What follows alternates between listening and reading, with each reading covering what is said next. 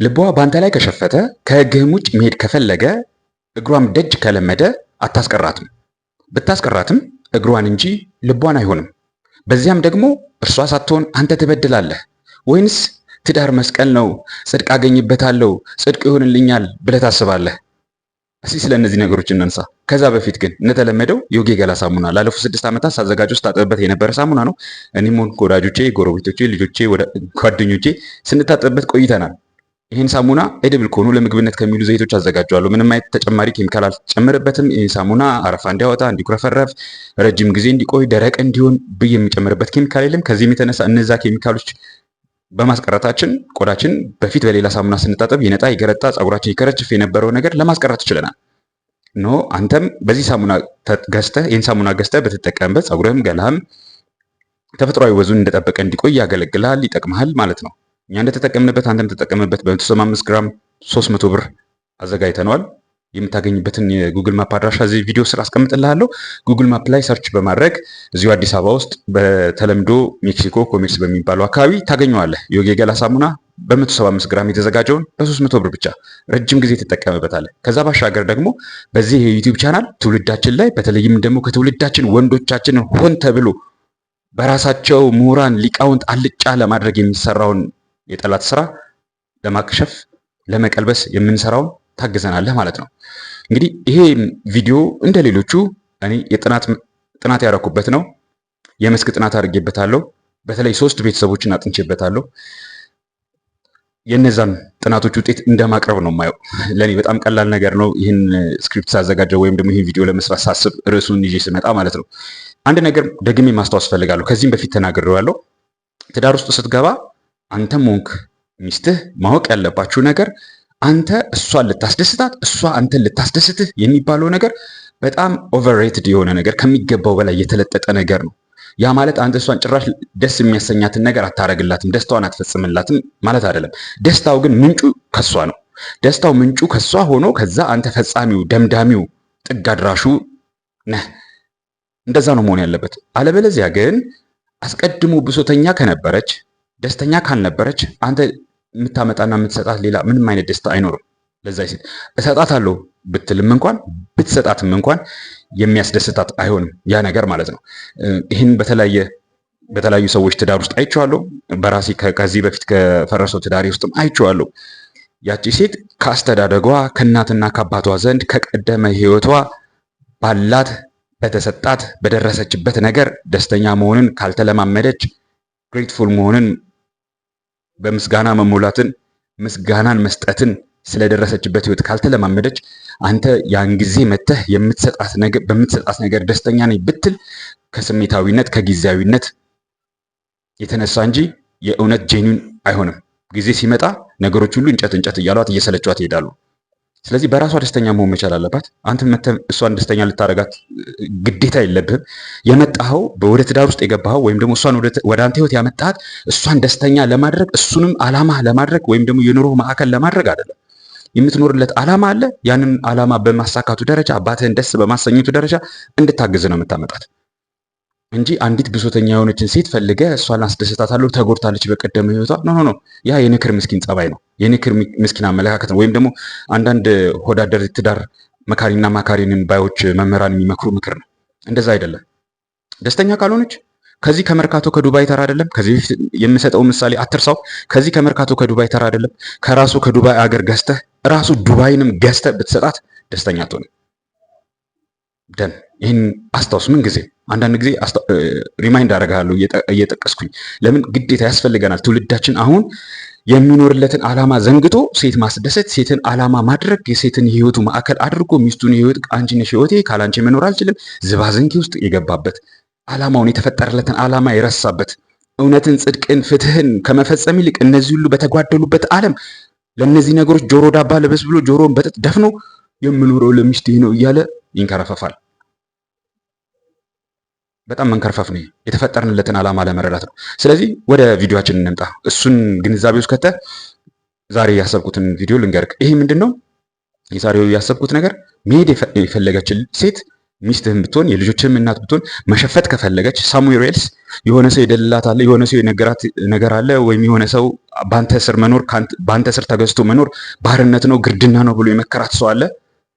ያችን ሴት አንተ በቤት ውስጥ አስቀምጠህ ልታኖራት አትችልም። ላኖርሽ ብትላትም በደል ነው የሚሆነው። ምንም በደል ነው የሚሆነው። እሷም የምትናገረው በደል ነው።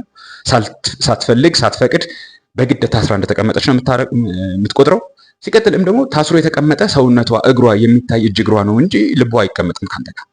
ይህንን ቀደም እንዳልኩ በሶስት ቤተሰቦች ውስጥ ሶስቱም ቤተሰቦች ላይ ከቅድመ አያት ጀምሬ አያት እናት ድረስ ማለት ነው። ቅድመ አያት አያት እናት ድረስ ማለት ነው። ወይም ደግሞ አያት እሺ፣ ያው ልጆች ስላሉ ነው። ብቻ ሶስቱን ጄኔሬሽኖች አይቼበታለሁ። ሶስቱን ትውልዶች አይቼበታለሁ። ሶስቱ ትውልዶች ከሶስቱ ቅድመ አያቶች ውስጥ ሁለቱ ቅድመ አያት ብዬ የሚይዛቸው እነዛ ጥናት ያደረኩባቸው ሁለቱ ቅድመ አያቶች ላይ ለነዛ ሴቶች በቅድመ አያት ቦታ ላይ ላሉት ሴቶች ባሎቻቸው ካህን ናቸው። ሁለቱም ባሎቻቸው፣ ያንደኛው አይደለም። ያ ማለት ምን ልነግርህ ፈልጌ ነው መሰለክ፣ እነዚህ ቤተሰቦች እንዳው ዝም ብሎ አንዳንድ ሊቃውንት እንደሚሉት የባዝራ ሰርግ እንኳን አይደለም፣ በባዝራ ትዳር እንኳን አይደለም የተጋቡት። ያው አልስማማበትም፣ ግን ያው ካፋቸው እያመለጣቸው ዳህጠ ልሳን ነው ብዬ ነው የማስበው። በእንደዚህ አይነት ሁኔታ በእንደዚህ አይነት ጋብቻ እንኳን የመጡ አይደሉም እነዚህ ሰዎች። በቤተክርስቲያን ተድረው ከቅድመ አያት ጀምሮ አያትም እናትም የመጡ ናቸው። እዛ መጀመሪያ ላይ መነሻ የሆነኝ የቅድመ አያቱ ቦታ ላይ ብታየው ሁለቱም ቅድመ አያቶች ወንዶቹ ካህን ናቸው። ከዛ በኋላ ያሉት እንኳን ክህነት ቢኖራቸውም ያው ያን ያክል ያገለግሉበት አይደሉም። እነዚያ አገልግለውበታል። ስለዚህ በነዛ ውስጥ ያደረኩት ጥናት ምንድነው? ሴቶቹ አመፀኛ ነበሩ። እነዛ ሶስቱም ቤተሰቦች ላይ ቅድመ አያቶቹ ሴቶች አመፀኛ ነበሩ። በዛ አመፅ ውስጥ ባሎቻቸው ምን አይነት ሰዎች ነበሩ? በጣም አሁን እንደምትለው ሌላው ሰው እንደሚለው መንፈሳዊ በቃ መልአክ የሆነ ሰው አለ አይደል? ክንፍ ብቻ ሲቀረው መልአክ የሆነ ሰው፣ በጣም ጥሩ ሰው፣ መሬት የሆነ ሰው ገለመኔ እንደሚባለው። እኔ ግን ንክር ያለ ምስኪን ማንም የሚረማመድበት እግሩን ቆሻሻውን አቧራውን የሚያራግፍበት የሚጠርግበት የበር ላይ ምንጣፍ እንደዛ አድርጌ ነው የማስበው። እንደዛ አይነቱን ሰው ምንም መንፈሳዊነት አይደለም ወገኔ፣ አትሸወድ። ይሄ ሸቃላ የትዳር መካሪና አማካሪ ነኝ ሊቅና ሊቃውንት ነኝ እያለ ምሁር ነኝ እያለ በተለይ በአሁኑ ሰዓት የቅድመ ጋብቻ ትምህርት እያሉ የሚደልሉህን ነገር አትሸወድ። ራስክን አይደለም፣ ትዳርክን አይደለም፣ ቤተሰብክን አይደለም፣ ማህበረሰብክን አይደለም፣ ቤተክርስቲያንክን፣ ሀገርክን ምንም ነገር መጠበቅ አትችልም። ለባርነት ተላልፈህ የተሰጠህ ምርጥ የወጣልህና የተዋጣልህ ባሪያ አድርገው ነው የሚያስቀምጡ።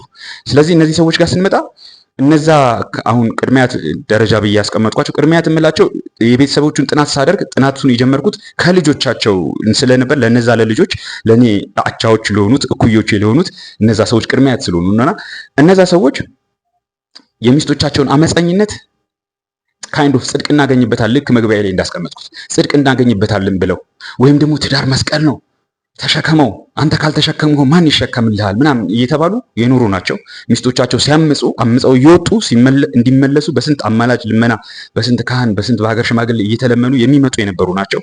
እነዛ ሰዎች በትዳራቸው ቀጥለው ልጆች ወልደዋል። ልጆቻቸው እንደዛው በትዳራቸው ቀጥለው ልጆች ወልደዋል። የምታየው ነገር ግን እነዛ ቅድመ አያቶች የወለዷቸው ልጆች በተለይ ሴቶቹ ጋር ስትመጣ ሴቶቹ አብዛኞቹ ማለት ይቻላል አመፀኞች ናቸው። አብዛኞቹ ትዳር አፍርሰዋል ወይም ትዳር የላቸውም። ልጆች አላቸው ከማን እንደተወለደ የማይታወቅ። ትዳር ውስጥ ቢገቡም እንደዛው እንደ እናታቸው እነዛ አያት የሆኑት እንደ እናታቸው ሁሉ እነሱም በስንት ልመና በስንት ጭንቅ ጥብ የተቀመጡ ናቸው አብዛኞቹ። ቀጣይ ደግሞ እናት ጋርም ስንመጣ እንደዚሁ ሴቶቹ ጋር እንደዚሁ ተመሳሳይ ነገር እናገኛለን። አመፀኛ ሴቶችን ይቀጥላል። ባሎቻቸው ጋር ስትመጣም ልክ እንደነዛው እንደ ቅድመ አያቱ ባሎቻቸው ጋር ስትመጣ ንክር ያሉ ምስኪኖች፣ ሴቷ ረግጣ ከሄደችው ቤት ተሰዳ ከሄደችበት ቦታ እባክሽ ተብላ በስንት አማላጅና ልመና ተለምና የምትመጣበት ስትመጣ ወድቀው ተንሰቅስቀው እሷ ባጠፋች እነሱ ይቅርታ ጠይቀው እሷ በበደለች እነሱ ክሰው የኖሩ ወንዶች ናቸው። በተዋረድ ያሉትን በአይነ ህሊና እንግዲህ ያስቀምጣችሁ። ሶስት ቤተሰብ ነው ያልኩ፣ አንድ ቤተሰብ አይደለም። ሶስት ቤተሰብ አጥንቻለሁ ይህንን ነገር። ወንዶቻቸው እንደዛ ሚስቶቻቸው በአጠፉ እነሱ ይቅርታ ጠይቀው እነሱ በበደሉ እነሱ ክሰው ልጆቻቸውን ለማሳደግ ተራራቸውን ላለማፍረስ ብለው ቆይተዋል። እነዛ ባሎች ምን አተረፉ? ተመሳሳይን አመፀኝነት ለልጆቻቸው አወረሱ።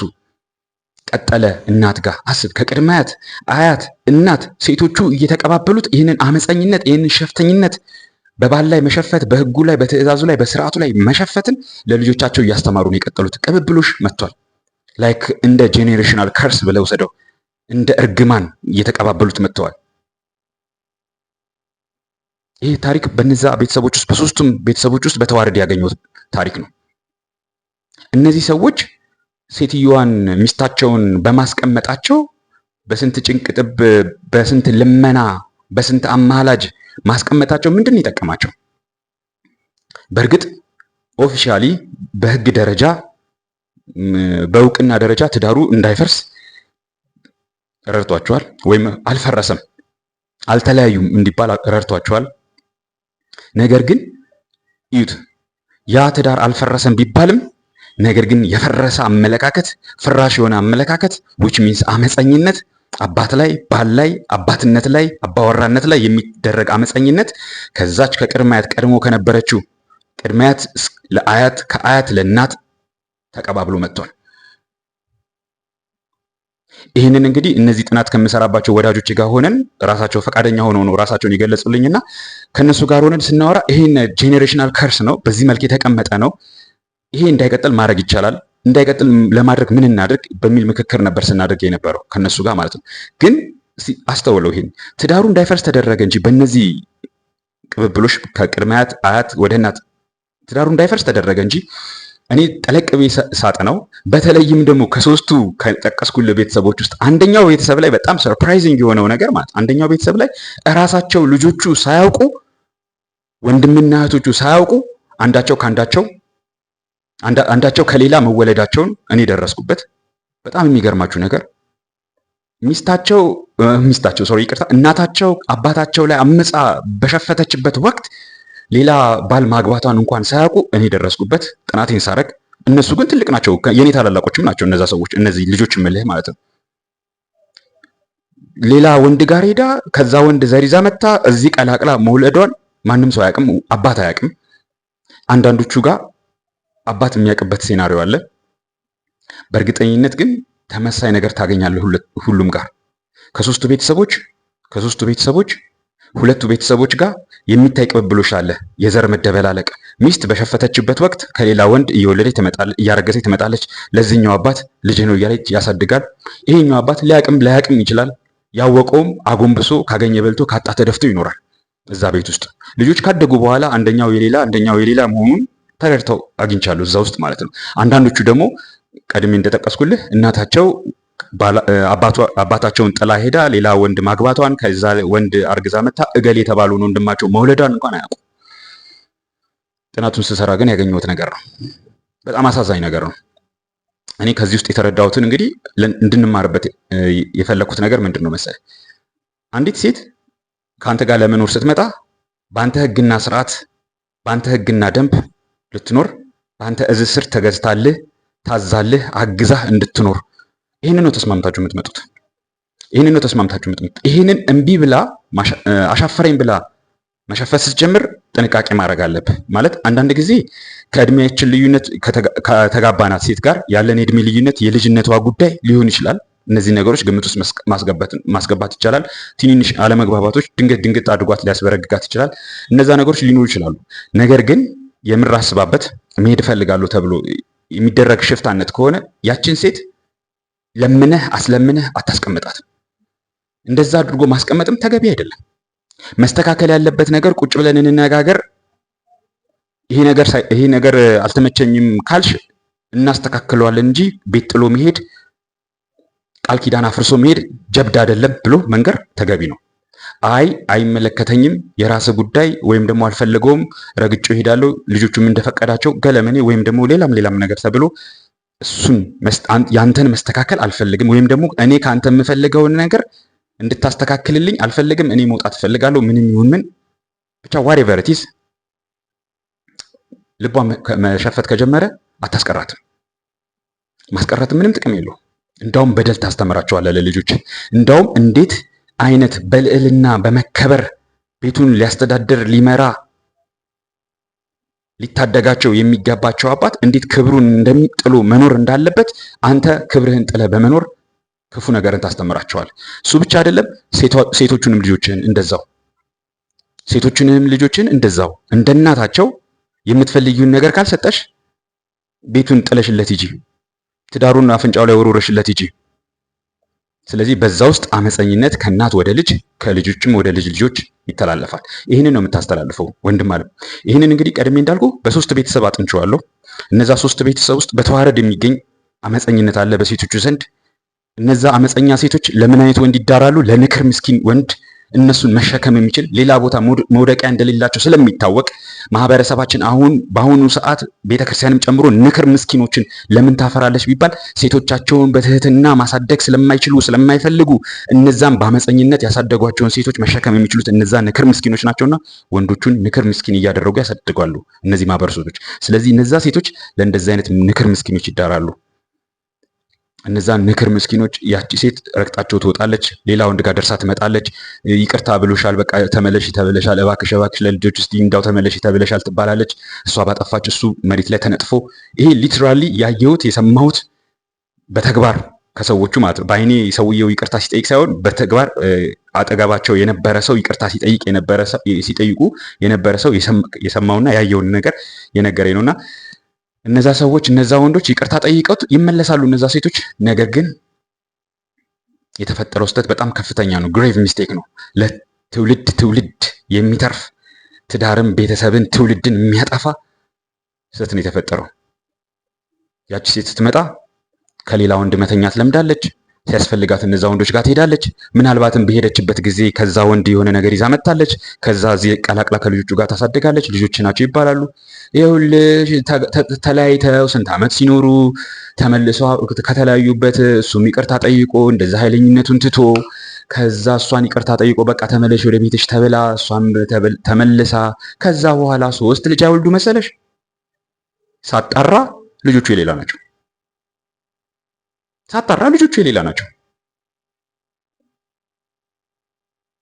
ይህንን አብሮኝ ሲያጣራ የነበረው ልጅ ላይ ድንግጥ ነው ያለው። በቃ በፍጹም አልጠበቅም። ያቺ እዛ ቤት ውስጥ እንደ መልአክ ልትመለክ ትንሽ የቀራት እናት ተብላት ልትመለክ ትንሽ የቀራት እንደ መላእክት የምትቆጠረው ሴት ከወለደቻቸው 7 እና 6 ልጆች ውስጥ 3ቱ ልጆች የሌላ ናቸው። አየሁ አይደል? ለልጆች የምታወርሳቸውን አመፀኝነት ምን እንደሚያስተምራቸው ለሴቶች ልጆች።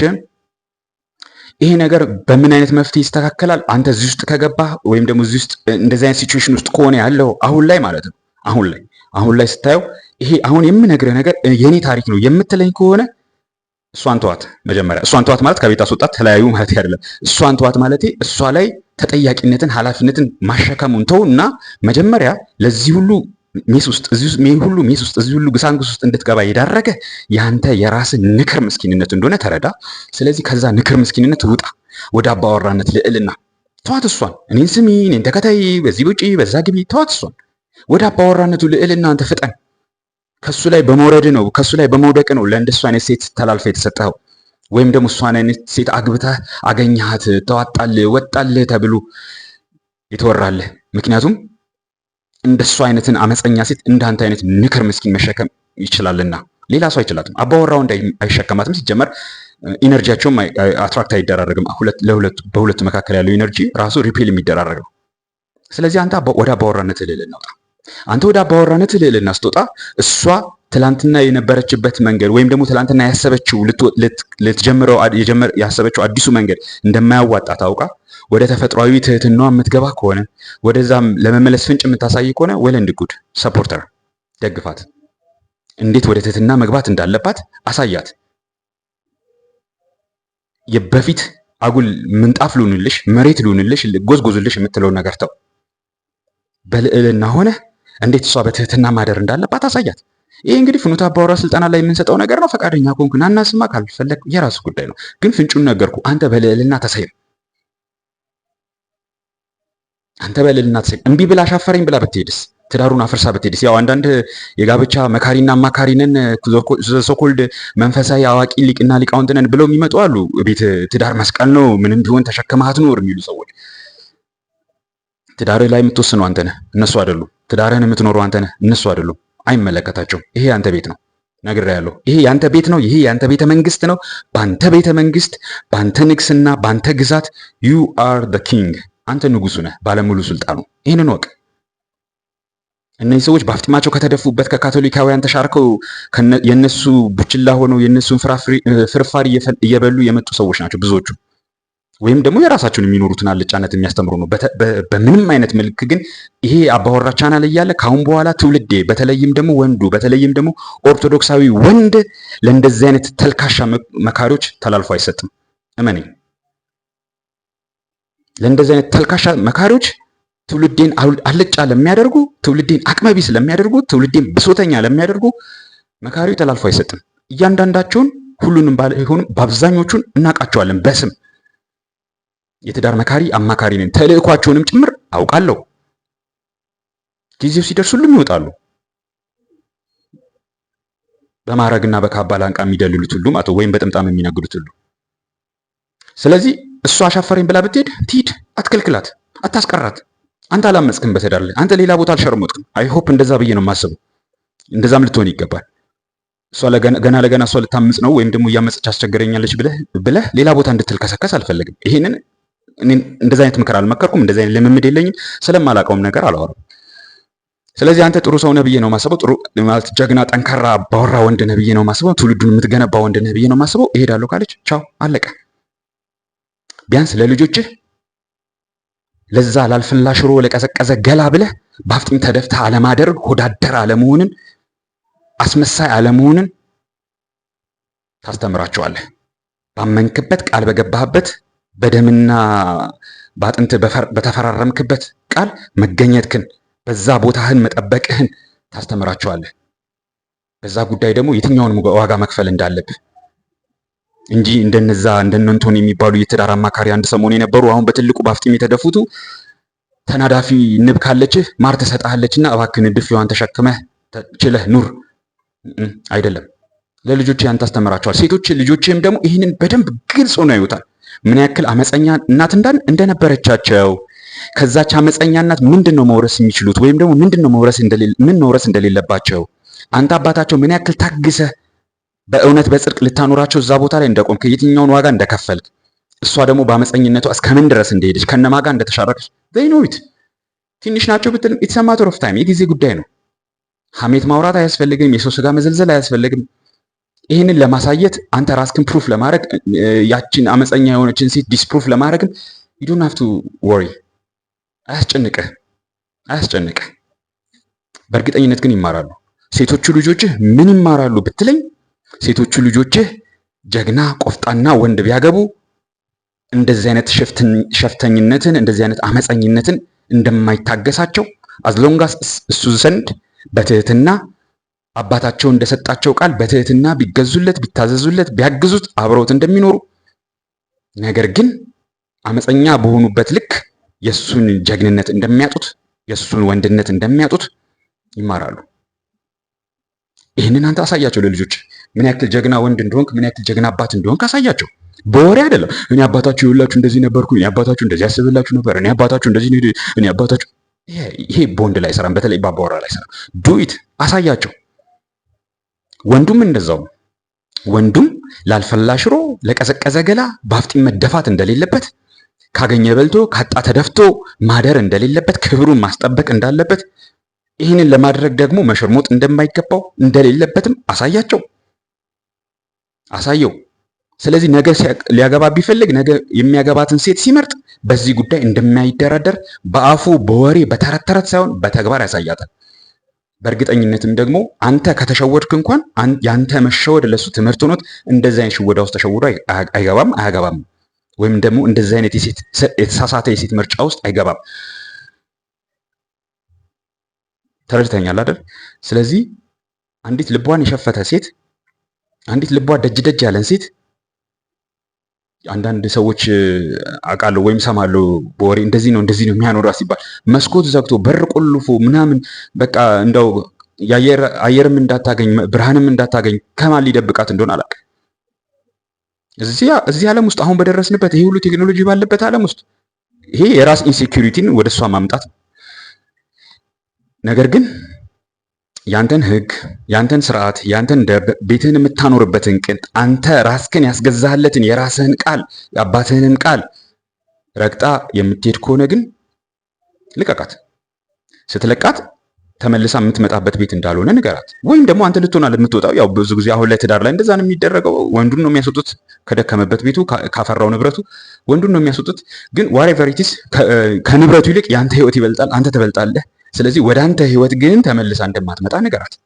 ሶኮልድ መካሪ፣ አማካሪ፣ አማላጅ፣ ሽማግሌን የሚሉትን ሰዎች እዛው በላቸው፣ አርፋችሁ ተቀመጡ በላቸው። የራሳቸውን አልጫነት የእነሱን ስም ለመቆለል ወይም ደግሞ አስታራቂነን ሸማግሌነን ለማለትና ሬፑቴሽን ለመገንባት ሲሉ አንተ ምንጣፍ ሆነ ስትረገጥ መኖር አይገባህም። ማንም ሰው እየተመላለሰ በአንተ ህይወት ላይ መረማመድ የለበትም። ሀገር ልንገነባ፣ ትውልድ ልናንጽ፣ የአባቶቻችንን ትውፊት ስርዓትና ደንቡን ልናስቀጥል ካለን በወንድነት ልኩ፣ በወንድነት ቁናው፣ በአባወራነት ልዕልናው መገኘት መቻል አለብን። ይህ እንግዲህ ካገባህና ትዳር ውስጥ ከሆነ ነው። ባታገባ ወይም ደግሞ በእንደዚህ አይነት መከራ ውስጥ ካለህ ነው። ባታገባ አስቀድመ ጥንቃቄው ምንድን ነው? ያችን ሴት መርጠህ ወደ ህይወት ማስገባት ነው። ዝም ብሎ አየኋት፣ ወደድኳት፣ ተመቸችኝ፣ ይሄ ነገሯ ደስ ይላል፣ መንፈሳዊ ነች፣ ቆራቢ ነች፣ አስቆራቢ ነች፣ እንትን ተምራለች፣ ያንን ጎትታለች፣ ያንን ጠላለች፣ አይመለከተኝም። አስተዳደጓን አጥና፣ እናቷን አጥና፣ እህቶቿን አጥና። አመፀኛ እህት ካለቻት ዘሴም ቲንግ ታጋባባታለች። ጓደኞቿን አመፀኛ ከሆኑ ዘሴም ቲንግ ቀስ ብለህ እንደ ቀልድ ነገራት። በጓደኞቿ መካከል እሷ መልአክ የሆነች ልጅ ከሆነች ውሸት ነው፣ መልአክ አይደለችም፣ የእነሱ ቢጤ ነች፣ አንድ ነች ከነሱ ጋር። እናትየዋ አመፀኛ ከሆነች ልጅቷም አመፀኛ ነች። ማኒፌስት የሚያደርገው መቼ እንደሆነ አታውቅም። ከተጋባችሁ ከ5 ዓመት በኋላ ሊሆን ይችላል። አለመስማማት አይደለም ማመፅ ማለት። አለመስማማት ሳይሆን ቶታል ሪጀክሽን ኦፍ ዩር ኦቶሪቲ ማለት ነው። ያንተን ሙሉ የቤት ባለስልጣንነት መናቅ መጣል ማለት ነው ማመፅ እምልህ። ስለዚህ ታሪኳን አጥና፣ የትላንትና ህይወቷን አጥና፣ መርመር። ሴት ስትመርጥ በጣም ተጠንቅቀ መረጥ። እኛ አንዱ ለእጩ አባወራዎች የምናሰለጥናቸው ነገር ትልቅ ትኩረት ሰጥተን ሴት ምርጫ ላይ ነው። ሴት ምርጫ ራሱን የቻለ ቻፕተር ነው፣ ራሱን የቻለ ምዕራፍ ነው፣ ራሱን የቻለ 4 ሰዓትና ከዛ በላይም ሊፈጅ የሚችል ጉዳይ ነው፣ ጥናት ነው። ስለዚህ እነዛ ላይ ትኩረት አድርግ። ከዛ ባሻገር እንግዲህ እንዳው ጊዜ ካለ ለእኔ አይደለም ለራስ ደንታ ነው ወንድም አለ ለትውልዳችን፣ ለሀገራችን፣ ለቤተክርስቲያን ስንል ትውልድ እያጣን ነው። እውነት ለመናገር ፍቻችን አላርሚንግ ሬት ላይ እየጨመረ ነው። በጣም በሚደንቅ ፍጥነት እየጨመረ ነው ፍቻችን። ኤንድ ኖባዲ ኬርስ። አሁንም ተረት ተረት ይነግሩናል። አሁንም የጋብቻ ተረት ተረት፣ የቅድመ ጋብቻ ተረት ተረት ይነግሩናል። እንዳው ዝም ብሎ ተነስቶ ጣት ትውልዱ ላይ መጠቆም። ስለዚህ ጊዜ ካለ እና ፍኖተ አባወራ ስልጠና ውሰድ። እኔ አፈርድሜ ግጬ ከተማርኩት ትቀስምበታለህ፣ ጥሩ ነገር ታገኝበታለህ። በዚያም ደግሞ ትውልዳችንን፣ ማህበረሰባችንን፣ በተለይም ደግሞ ልጆቻችን፣ ነገ የሚመጡት ልጆቻችንን ቀና እናደርጋቸዋለን። ቢያንስ እኛ ላይ ያለን ሸክም እንደ ትውልድ እርግማን ስናቀባበላቸው፣ አመፀኝነትን ስናቀባበላቸው አንኑሩ።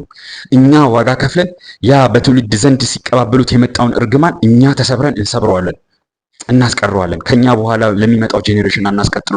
ከኛ በኋላ ለሚመጣው ጄኔሬሽን ያንን ከኋላ የወረስነው ቅድም እንደነገርኩ ያለውን አይነት አመፀኝነት የምናስቀረው መሀል ላይ አንድ ዋጋ የሚከፍል ትውልድ ሲመጣ ነው። ፈቃደኛ የሆነ ትውልድ። እኔ በራሴ ቤት፣ በራሴ ህይወት፣ በራሴ ኑሮ ያንን ለማድረግ ዝግጁ ነበር፣ ቁርጠኛ ነበር፣ አድርጌዋለሁ። በእርግጠኝነትም ደግሞ ተሳክቶኛል ብዬ አስባለሁ። አንተም እንደዛ መሆን አለብህ። ካለዚያ አመፀኝነትን ለልጆቻችን፣ ንክር መስኪንነትን ለልጆቻችን፣ ባርነትን፣ አቅመቢስነትን ለወንዶቻችን ሰተናቸው እናልፋለን። ወንድም አለ በርታልኝ።